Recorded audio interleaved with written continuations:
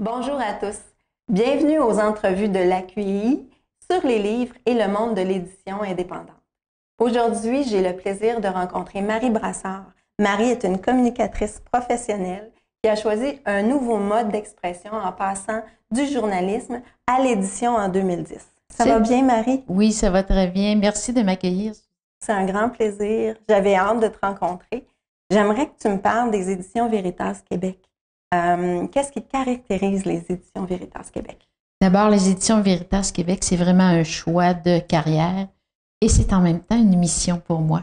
Après avoir été pendant des années communicatrice, j'ai aussi travaillé auprès de grands éditeurs pour écrire ou réécrire des projets. Et à la conjoncture je dirais, du début de la soixantaine, j'ai choisi de m'impliquer davantage auprès des jeunes auteurs, auprès des auteurs émergents aussi. Et en créant les éditions Veritas Québec, ce que je voulais faire, c'était donner une première chance à des gens qui sont souvent refusés chez tous les grands éditeurs pour une raison simple. Ce n'est pas que leur manuscrit ne soit pas très pertinent et très percutant, c'est plutôt parce que pour se créer une réputation dans le domaine de l'édition, il faut commencer quelque part. Et si on n'a pas la chance de commencer, eh bien, on ne peut pas produire ou on ne peut pas développer son talent correctement. Alors, Veritas Québec est donc né pour donner une opportunité de débuter une carrière pour des jeunes auteurs, peu importe leur âge. Alors, quels sont les avantages de l'édition indépendante? Ah, ça, c'est une question magnifique auquel j'ai à répondre depuis 5 ans, là, sur une base presque quotidienne. Lorsqu'un auteur désire être publié et qu'il a terminé son manuscrit, il le fait souvent parvenir à des grands éditeurs un peu dans l'utopie en pensant que son manuscrit sera repêché comme par miracle. Or, quand on va dans la grande édition, l'édition subventionnée particulièrement est très difficile à percer et la contrepartie d'un contrat sera toujours très exigeante pour un auteur qui débute. Par exemple, on va lui demander d'acheter ses droits d'auteur en échange d'une signature de contrat et d'une promesse de 10% sur les royautés, donc sur les retours des ventes. Or, dans la vraie réalité, cette cession des droits d'auteur, moi, m'inconfortait beaucoup parce qu'en fait, souvent, le grand éditeur va prendre la matière première et l'auteur en sera dépouillé en quelque sorte sur une simple promesse. Alors qu'en édition indépendante, il est possible, et même c'est souhaitable qu'un jeune auteur qui débute, peu importe son âge, je le redis, être un jeune auteur à 70 ans, c'est très important dans une vie. Alors, je respecte beaucoup cette démarche, mais l'auteur pourra conserver ses droits d'auteur en édition indépendante. Il pourra aussi accompagner son éditeur pour être en mesure de garder bien le cap sur ses intentions, tout en développant un produit de qualité. Donc, il y a un travail qui permet de respecter la créativité de l'auteur et qui permet de l'accompagner vers l'excellence, ce qu'on n'a pas en édition professionnelle, puisque une fois le contrat signé, la matière première appartient à l'éditeur et l'éditeur peut donc l'utiliser à sa convenance. Vous avez plusieurs choix d'œuvres, c'est très varié au niveau de votre catalogue. Pourquoi avoir fait ce choix? Bien, c'est justement pour permettre à des gens qui ont créé dans différents genres littéraires, pour leur ouvrir la porte, puisque je veux dire, si je m'étais spécialisée à ne publier que du roman ou du roman fantastique, j'aurais dû écarter plein de produits ou de projets qui ont vraiment une mission spécifique. Je pense aux collections, entre autres, sur les contes universels en 3 langues. Je les aurais écartées forcément, alors qu'elles ont une très, très belle, un beau public cible et une intention qui est très, très noble sur le plan culturel. J'aurais écarté tous les témoignages que je trouve vraiment très essentiels. Et quand on se concentre seulement sur un genre littéraire, évidemment, quand on arrive pour proposer aux libraires, par exemple, ou même dans les salons du livre, à proposer nos produits, bien, on est campé dans un type de lectorat unique. Alors qu'avec mon approche diversifiée, c'est qu'il y a de la place pour tous les genres littéraires. Il y a aussi même de la place pour créer des nouveaux genres hybrides qui seraient souvent refusés dans l'édition conventionnelle subventionnée. Alors, ça nous ouvre, je dirais, sur la créativité dans son état le plus contemporain et le plus moderne. Et ça permet de diversifier. Quand tu dis hybride, ça veut dire? Mais ça veut dire qu'on peut être à moitié roman fantastique et à moitié réaliste.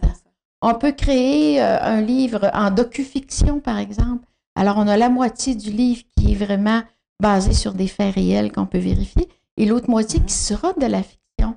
Alors, ça nous permet de jouer de façon plus souple et plus moderne sur des projets en littérature sans être nécessairement figé.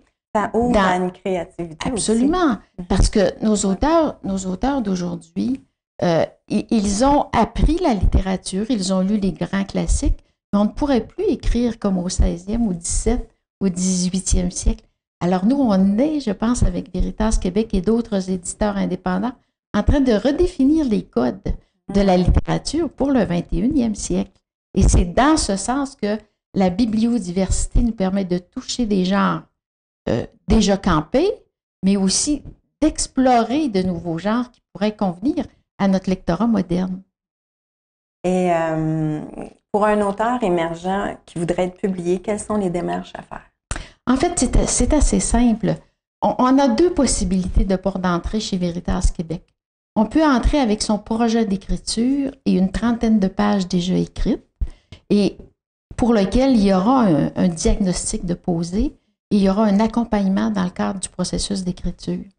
Chapitre par chapitre, je peux accompagner l'auteur dans la réalisation complète de son projet et on est en mode apprentissage, ce qui implique que l'auteur va apprendre à maîtriser les codes ou les façons d'écrire tout en respectant sa personnalité d'auteur. Ça, c'est important. Donc ça, c'est une démarche de coaching en écriture qui est vraiment très favorable. L'autre aspect, c'est qu'on peut aussi arriver avec un manuscrit qui est tout écrit. Et parfois, les gens m'arrivent avec le tome 1, le tome 2, le tome 3 déjà écrit et ils viennent me rencontrer pour me proposer leur livre unique ou leur collection. Et là, je vais aussi poser un diagnostic et s'il y a lieu de retravailler l'ensemble du projet, nous allons prendre une phase précédant la publication pour améliorer l'œuvre, pour que l'auteur qui va bénéficier de cet accompagnement-là puisse apprendre dans le processus comment on peut mettre en valeur une matière première. Souvent, le manuscrit, c'est une matière première et on devra accepter de façon souple de le retravailler avant de le publier, ce qui nous permet une phase d'accompagnement, un processus qui respecte l'auteur, mais qui va lui apprendre des codes qui sont essentiels, puisqu'on se fait souvent reprocher en édition indépendante de publier n'importe quoi dans l'étape primaire. Je peux vous assurer qu'avec Veritas Québec, ce n'est pas le cas. On retravaille tous les documents. Beaucoup de documents ne seront pas publiés immédiatement. Ils vont subir une lente progression vers la publication, parfois 1 an, 2 ans de travail avec l'auteur pour redéfinir ou remodeler son projet et en extraire ce qui sera vraiment pertinent. Puis, bien sûr, à l'étape où le manuscrit est stabilisé, où on a vraiment un produit littéraire à proposer, là, il y aura un contrat d'édition qui va intervenir dans le respect des droits d'auteur. Et là, le livre va passer de l'étape du manuscrit à l'étape du tapuscrit et quelques semaines plus tard, nous aurons le livre entre les mains. Je trouve que ça donne une belle crédibilité aussi à l'auteur. Comment on peut joindre les éditions Veritas Québec et se procurer les livres dans votre catalogue? Alors, on a plusieurs livres déjà au catalogue. J'ai le plaisir toujours de proposer toute la collection avec maintenant presque 50 titres publiés. C'est une collection très, très intéressante. Sur le plan humain, chaque livre a sa mission. Et donc, j'ai accepté des projets dans la famille Veritas Québec, des projets pour lesquels il y avait transmission de messages, rapport à la culture québécoise et un travail, je dirais, de communication avec un lectorat qui est déjà déterminé et bien ciblé avant même qu'on produise le livre.